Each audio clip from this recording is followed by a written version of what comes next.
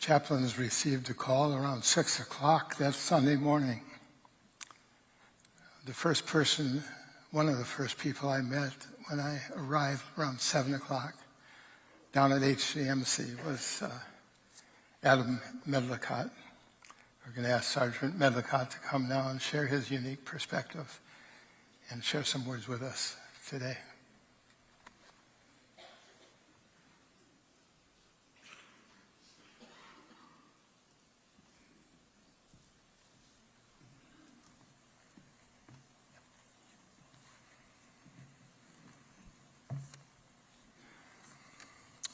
Hello, I am Sergeant Adam Medlicott of the Burnsville Police Department.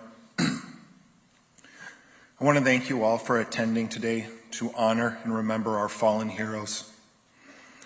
I would like to talk briefly and share a few stories about my partners and friends, Paul Elmstrand and Matthew Ruge. I supervised both of them on nights and was standing with them on their final call. I was one of Paul's field training officers. Although I quickly realized how smart and thoughtful Paul was, he still had his moments. One day we were dispatched to a report of a theft in progress at Macy's.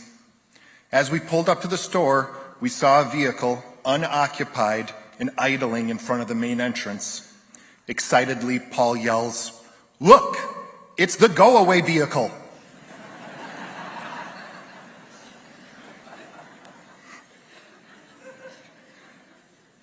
I kind of just looked at him in disbelief for a moment before saying, "It's getaway car, Paul."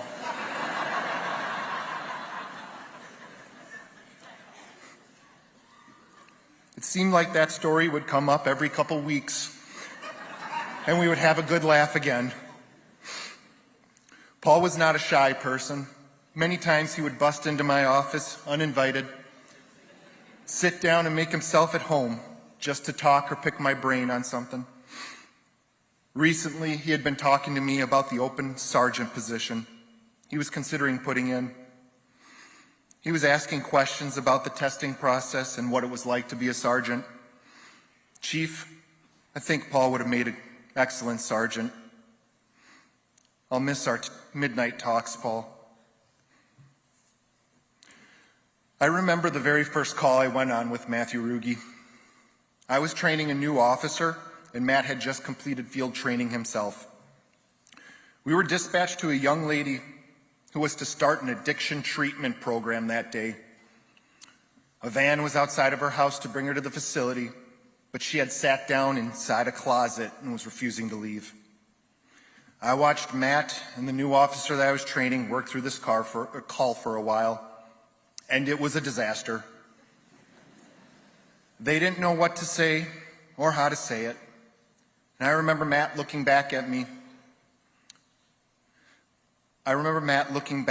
with a face that said, "I don't know what else to do." That's when I had to step in, and I took over all the talking. A little while later, I had talked this young lady out of the house and into the van for treatment.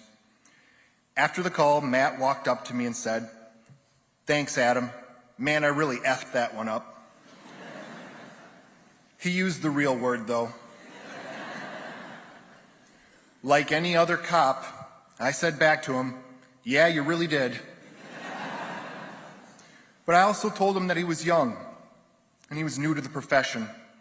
I'd been doing this for over a decade. You'll learn, you'll grow, you'll get a lot better. I was standing next to him on his last call, but now it was Matt that was doing all the talking. And now it was me that was looking to him for the answer. I believed in him as a crisis negotiator, and everyone here should know he was doing an amazing job of it. You can't reason with evil. You didn't F this one up, Matt. I was fortunate enough to watch both of these officers go full circle. From two wide-eyed, excited new cops, one who didn't know it was called a getaway car, and another who didn't know how to talk to someone in crisis, to an officer who knew the job so well he was ready to promote, and another who had just taken over a scene for multiple hours as a crisis negotiator. Finseth, I didn't know you as well as the other two, so unfortunately I don't have any intimate stories to share with you. But I saw you run into the line of fire to save me and my guys. You're the bravest person I've ever known. I will be forever thankful. Elmstrand, Rugi, Dinseth,